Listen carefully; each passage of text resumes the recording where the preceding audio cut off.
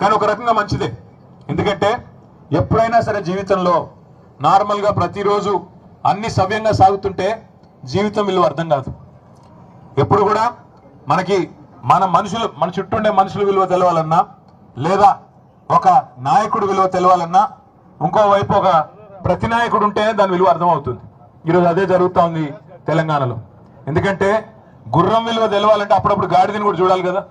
ఇవాళ అందుకే కాంగ్రెస్ అనే గాడిద ఇవాళ తెలంగాణలో సృష్టిస్తున్న అరాచకం చూసి మరి రైతులు గుండెలు బాదుకుంటా ఉన్నారు. చూస్తున్నారు మీరు, మీ జిల్లాలో ముగ్గురు మునగాళ్ళలాగా పోజులు కొడుతూ తిరుగుతూ ఉంటారు. ఒక ఆయన బాంబులను తిరుగుతున్నాడు. ఆ బాంబులు పోయిన దీపావళి కన్నాడు, ఇప్పటిదాకా పేలట్లేదు. ఆయన పేరు అందుకే పొంగులేటి కాదు, బాంబులేట్ అయిపోయింది పాపం. ఇంకా ఇద్దరు మంత్రులు ఉన్నారు. ఒక ఆయన బిజీగా కమిషన్లలో బిజీగా ఉన్నాడు, ఇంకొక ఆయన వ్యవసాయ మంత్రిగా. మరి ఆయన ఏం చెప్తున్నారో, రైతులందరూ ఇవాళ ఎరువుల దుకాణాల ముందు లైన్లలో చెప్పులు పెడుతుంటే మళ్ళీ ఆనాటి రోజులు వచ్చాయని పాటలు పాడుకునే దుస్థితి వస్తే మరి ఆయన ఏం చేస్తున్నాడో నాకైతే తెలియదు. 2 లక్షల టన్నుల ఎరువులు ఇవాళ కొరత రాష్ట్రంలో ఉన్నమాట వాస్తవం. ఎరువుల దుకాణాల ముందు చెప్పులు, ఆధార్ కార్డులు పెట్టి మళ్ళీ ఆనాటి రోజులు వచ్చినాయి, నికృష్టమైన రోజులు కాంగ్రెస్ పాలనలో అని వాళ్ళ రైతులు వాపోతున్న రోజులు ఖమ్మం జిల్లాలో కాదు, రాష్ట్రం అంతటా కనబడుతున్న మాట వాస్తవం. అందుకే నేను అనేది, మనం ఓటేసేటప్పుడు ఆలోచించుకుని ఓటేస్తే తప్పకుండా మనకి సరైన నాయకత్వం ఉంటే లాభం జరుగుతుంది తప్ప ఎవరిని పడితే వాళ్ళని గెలిపిస్తాం, వాళ్ళు ఆ రోజు చెప్పిన మాటలని మోసపోతామంటే తర్వాత బాధపడడం తప్ప ఇంకోటి ఉండదు. వాస్తవానికి ఇవాళ మనకు ఒక మంచి అవకాశం ఉంది. సరే, శాసనసభకి ఎన్నికలు 3 ఏళ్ళు ఉండొచ్చు కాక, కానీ వేదిక మీద కూర్చున్న వాళ్ళందరం కూడా మేము మీకు మాటిస్తా ఉన్నాం. రేపు రాబోయే రోజుల్లో, రాబోయే ఆగస్టు లేదా సెప్టెంబర్ మాసంలోనే స్థానిక సంస్థల ఎన్నికలు జరుగుతూ ఉన్నాయని చెప్పి మరి వార్తలు వస్తూ ఉన్నాయి. మీ అందరికీ, ఇక్కడికి వచ్చిన మా సోదరులందరికీ మీకు మాటిచ్చేది ఒకటే, మీరు మా కోసం శాసనసభ ఎన్నికల్లో, పార్లమెంట్ ఎన్నికల్లో ఈ వేదిక మీద కూర్చున్న వాళ్ళ కోసం మీరు కష్టపడ్డారు. ఇప్పుడు మా వంతు మేము మీకోసం కష్టపడతాం. ఎంపీటీసీలుగా, జెడ్పీటీసీలుగా, అదేవిధంగా కౌన్సిలర్లుగా, కార్పొరేటర్లుగా పోటీ చేయాలనుకునే సోదరులకి నేను చేసే విజ్ఞప్తి ఒకటే, దయచేసి నడుం బిగించండి. ప్రభుత్వం మీద ఇప్పటికే ప్రజలకి వాంతికి వచ్చినంత కోపం ఉంది, అంత ఇబ్బందిగా ఉంది.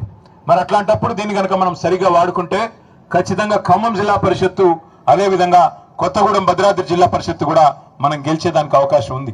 అట్లాగే మున్సిపాలిటీలు కానీ, మండలాలు కానీ, మీరు యువకులు ముఖ్యంగా ముందుకొచ్చి కాంగ్రెస్ ను చీల్చి చెండాడి వాళ్ళు చేసిన మోసాన్ని కనుక ప్రజలకు సవ్యంగా విడమర్చి చెప్పగలిగితే అద్భుతమైన ఫలితాలు సాధించే అవకాశం మన ముందే ఉంది.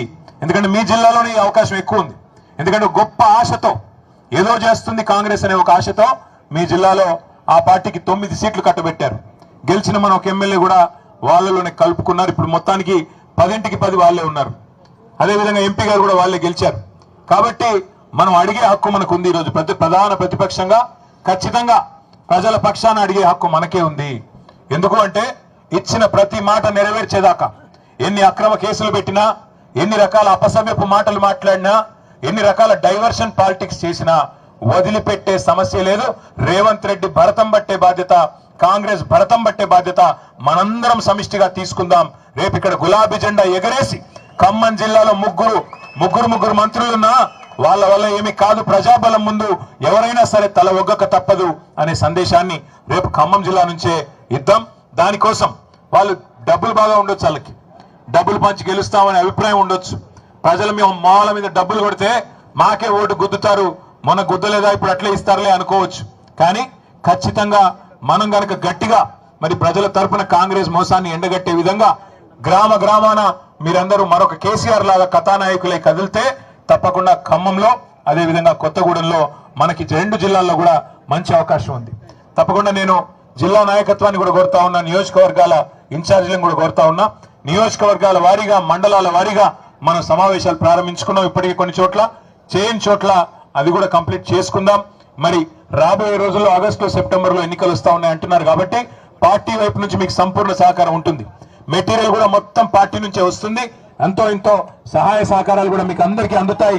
తప్పకుండా మీరందరూ ఎక్కడి వాళ్ళు అక్కడ కథానాయకులై కదిలితే మన పార్టీకి మళ్ళీ తిరిగి ఖమ్మం జిల్లాలో అద్భుతమైన విజయాన్ని నమోదు చేసే అవకాశం ఉంది అని చెప్పి మీ అందరూ కూడా విజ్ఞప్తి చేస్తూ